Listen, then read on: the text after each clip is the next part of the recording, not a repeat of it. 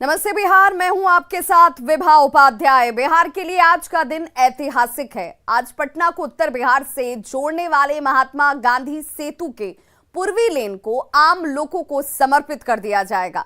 इस मौके पर 13,585 करोड़ की योजनाओं की सौगात मिलेगी।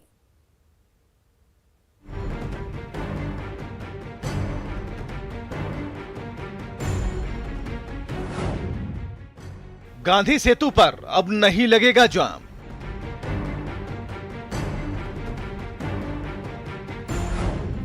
मंगलवार को सेतु के पूर्वी लेन का उद्घाटन।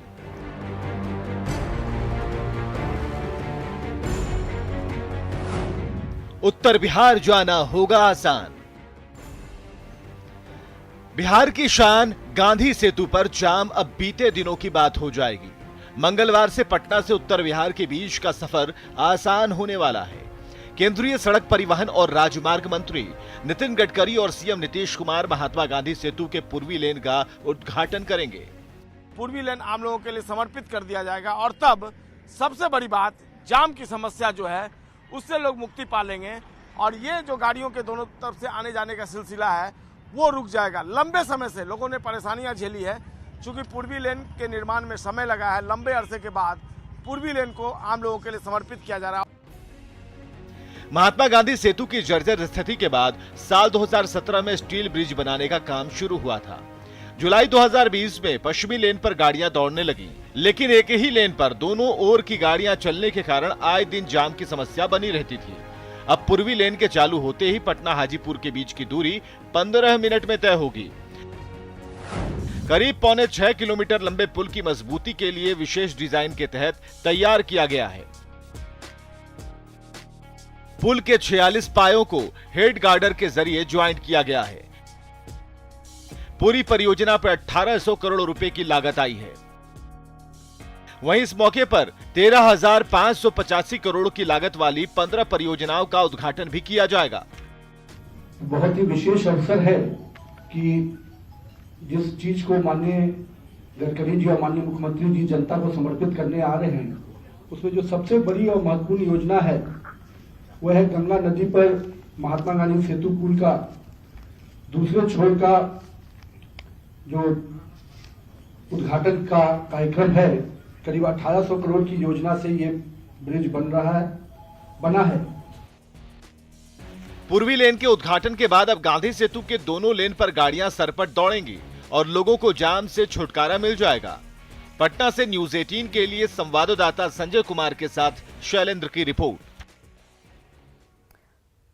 और जातिगत जनगणना पर बड़ी खबर इस वक्त आ रही है, जिसमें 9 महीने में जातिगत जनगणना को पूरा कर लिया जाएगा। ये बड़ी खबर इस वक्त, जिसमें फरवरी 2023 तक इस काम को पूरा करने का लक्ष्य रखा गया है। जातिगत जनगणना पर 500 करोड़ रुपए खर्च होंगे। हर जिले के डीएम को जातिगत गणना के नोडल पदाधिकारी के तौर पर जिम्मेदारी दी गई है और सामान्य प्रशासन विभाग ने इसे लेकर अधिसूचना जारी कर दी है। तो जातिगत गणना पर यह बड़ी खबर, जिसमें जिले के जो डीएम होंगे वो नोडल पदाधिकारी होंगे।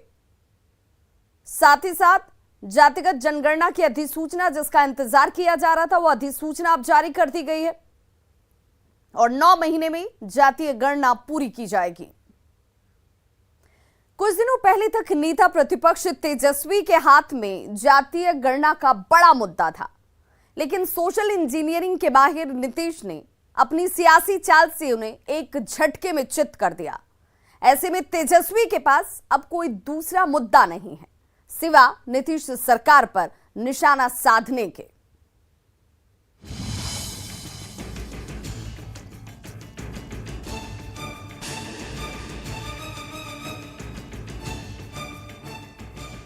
तो इसके पीछे कुछ जानकारी तो आई है ना कि ठीक ढंग से नहीं हुआ। जो हम बार बार कह देते हैं कि लोग उपजाति ही खाली बोल दिया। अरे भाई, तो उपजाति और नहीं उप जान रहा जाति, अगर बगल वाले को मालूम है तो फिर उसका भी कंसेंट लेके कर देना, तो उसी से तो ठीक से पता चलेगा ना। तो इसलिए यहाँ पर जितना बढ़िया ढंग से किया जाएगा और उसके बारे में काफ़ी चीज़ों को देख करके कि सब के बारे में ठीक ढंग से हो जाए। बिहार में सरकार खुद के खर्चे पर जाति आधारित गणना कराएगी। इसके साथ ही जातिगत जनगणना को लेकर क्रेडिट लेने की होड़ भी मची हुई है। रविवार को आरजेडी ने एनडीए सरकार के खिलाफ रिपोर्ट कार्ड जारी किया। इस दौरान तेजस्वी ने जातीय गणना पर राज्य सरकार को झुकाने का दावा किया। सदन से लेकर के सड़क तक आप लोगों ने जाति जनगणना की लड़ाई लड़ी, तब जाकर के हम लोग कामयाब हो। कोई कल्पना किया था कि सरकार झुकेगी? कोई कल्पना नहीं किया। लेकिन हम इतना कह सकते हैं कि कोई कहता है कि सरकार नहीं झुकेगी, लेकिन उसको हम कहते हैं कि झुकाने वाला चाहिए। अब जब तेजस्वी यादव ने नीतीश सरकार पर निशाना साधा तो जेडीयू ने भी तुरंत पलटवार किया। राज्यसभा सांसद वशिष्ठ नारायण सिंह ने कहा कि नीतीश कुमार ने अपने चाल से तेजस्वी को चित कर दिया। ऐसे में जातिगत जनगणना के मुद्दे पर राजनीतिक रोटी सेकने में नाकाम रहे तेजस्वी बेचैनी और बौखलाहट में कुछ भी बयान दे रहे हैं। कभी कैद में रह ही नहीं सकते हैं नीतीश कुमार, न कभी दबाव में काम करते हैं न दबाव में आते हैं। नीतीश कुमार की छवि है बराबर काम करने की, वो काम करते जाते। सबसे बड़ी बात है कि अभी तक इन लोगों ने जो कुछ सवाल उठाया था, जैसे ये जातीय जनगणना की सवाल पर यदि आप कहिए तो देखा कि कितना सहज ढंग से ये काम हो गया। कैबिनेट की मोहर भी लग गई, सर्वदलीय मीटिंग भी हो गई।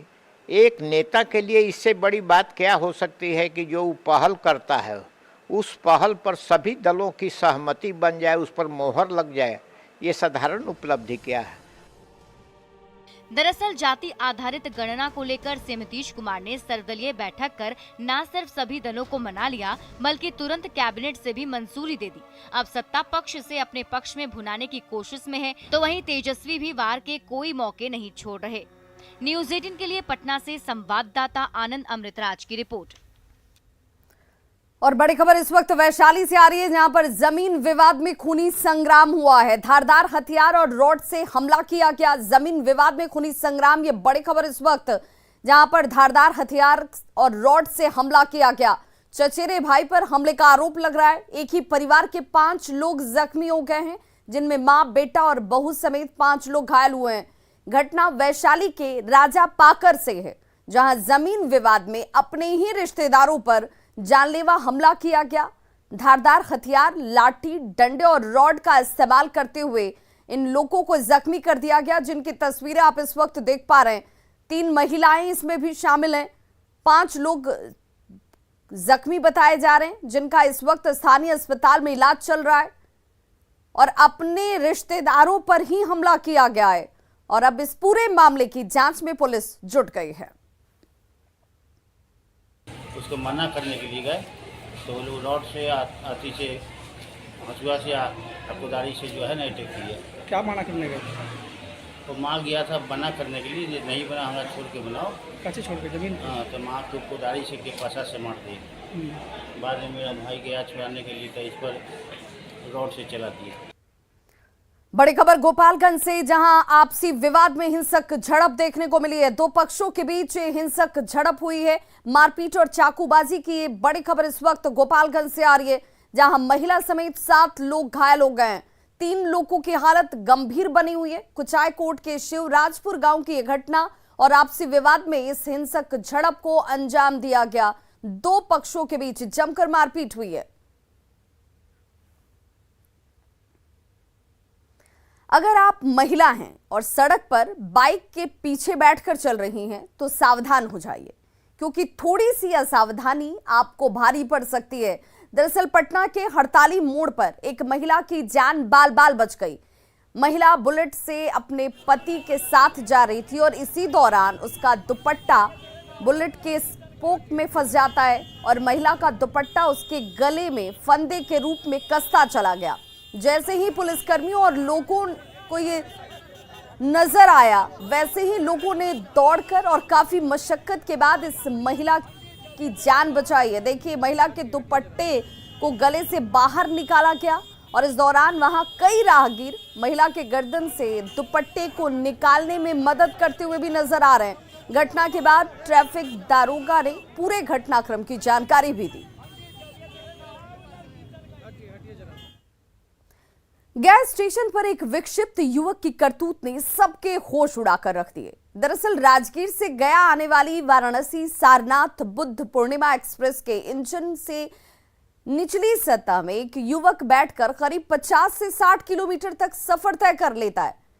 गया में ट्रेन चालक को रोने की आवाज सुनाई पड़ी तो उसने देखा कि युवक इंजन के पास बैठा हुआ है और इस करतूत ने उसकी जान भी जा सकती थी। हालांकि बाहर निकलने के बाद युवक फरार हो गया।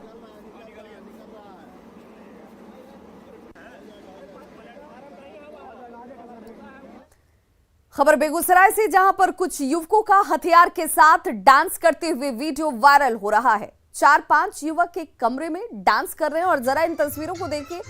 ये वो युवक जो कमरे के अंदर हथियारों के साथ डांस कर रहे हैं। इनके हाथ में आपको कट्टा नजर आ रहा होगा। वीडियो चकनायत गांव का बताया जाता है और ये कहा जा रहा है कि करीब 15 दिन पहले गांव में शादी समारोह थी और इसी दौरान बंद कमरे के अंदर इन युवकों ने कट्टे को लहराते हुए डांस किया और इसका वीडियो बनाकर खुद ही वायरल भी कर दिया। पुलिस वीडियो की अब जांच कर कार्रवाई की बात कह रही है।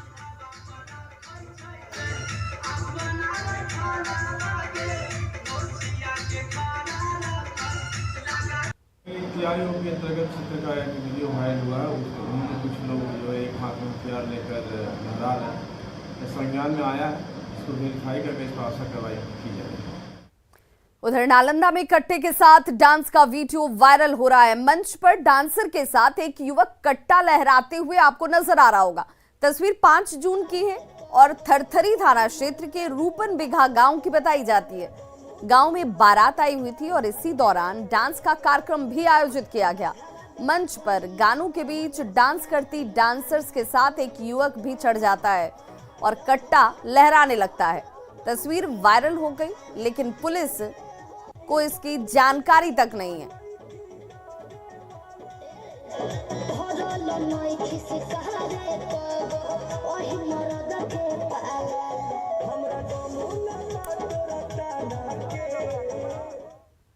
गोपालगंज सदर ब्लॉक के निर्वाचन भवन में महिला वार्ड प्रत्याशी श्यामलता तिवारी के बेटे पर चाकू से हमला कर दिया गया, जिसमें दोनों घायल हो गए हैं। घायल महिला ने यह बताया कि वो कुछ काम से ब्लॉक ऑफिस पहुंची हुई थी और इसी दौरान नगर परिषद के चेयरमैन प्रत्याशी मुन्ना राज कुछ लोगों के साथ यहां पर पहुंच जाते हैं और उनके ऊपर हमला कर दिया गया। महिला के मुताबिक उसके साथ मारपीट भी की गई और इस घटना के बाद ऑफिस में अफरा तफरी मच गई।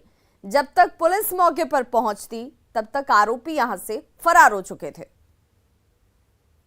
जो है या अभी मतलब हमारे वार्ड के 22 के जो हैं ये जो है आपका चेयरमैन प्रत्याशी हैं वो आए और उनके भाई सुभाष तिवारी हैं वो आए और उनके साथ में मतलब कम से कम 20 लड़के आए जो 10 बाहर थे और चाकुओं को चलाए। जो मेरे बेटे को साइड में गर्दन पे और पीठ पे चाकू लगा हुआ है और सिर में जो है वो चाकू मारे और वो चेयर से जो है मेरे बेटा का सर फोड़ दिए, जो कि बहुत ज़्यादा मात्रा में खून वहाँ ब्लड जो गिरा हुआ है। कैमूर में अतिक्रमण के खिलाफ अभियान चलाया गया और सरकारी जमीन पर बने मकानों को तोड़ दिया गया। कुदरा प्रखंड के भैंसवाड़ा गांव में रामधीन यादव, रंगूलाल यादव और सुदामा सिंह ने जलाशय और सड़क की जमीन पर मकान का ही निर्माण कर लिया था। इस सभी को पहले भी नोटिस दिया जा चुका था, लेकिन अतिक्रमण यहां से हटाया नहीं गया, जिसके बाद प्रशासन ने इसके खिलाफ अभियान चलाते हुए सभी मकानों को तोड़ दिया। और देखिए तस्वीरें भी आपके सामने हैं, जहां पर अतिक्रमित करके यहाँ जमीनों के ऊपर निर्माण कर लिए गए, वो भी पक्के निर्माण जिनमें घर बना लिया जाता है, दुकान बना लिया जाता है। इन सारे घरों और दुकानों को तोड़ा गया है। अधिकारियों के मुताबिक ये अभियान लगातार चलाए जाते रहेंगे। पूर्णिया में चोरी के आरोप में एक युवक की पिटाई कर दी गई। मामला खजांची हाट इलाके का है और युवक को बाइक की चोरी करते हुए रंगे हाथों पकड़ लिया गया, जिसके बाद भीड़ ने इनकी जमकर धुनाई कर दी। मौके पर पहुंची पुलिस ने इस शख्स को भीड़ से बचाया है। बताया जा रहा है कि आरोपी युवक मेडिकल कॉलेज के सामने से लॉक तोड़कर बाइक की चोरी कर रहा था। और इसी दौरान बाइक के मालिक ने उसे देख लिया और उसे पकड़कर जमकर पीटा गया।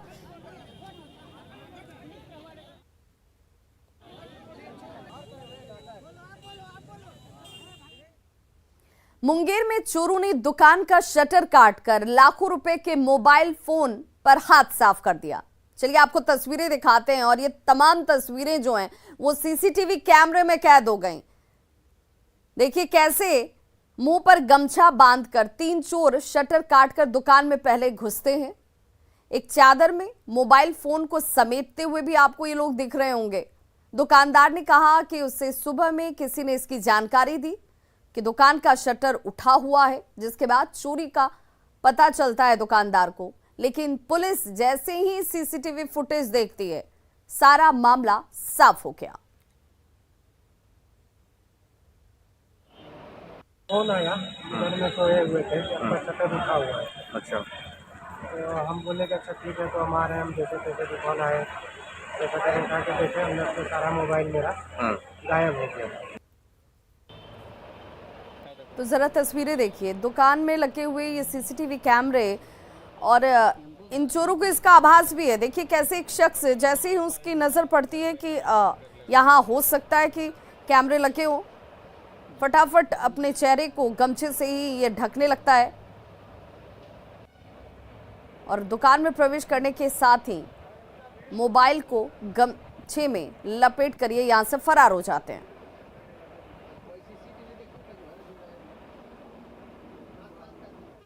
तो खबरों का सिलसिला लगातार जारी है। आप देखते रहिए न्यूज़ 18 बिहार झारखंड। यहाँ खबरों का सिलसिला कभी नहीं थमता।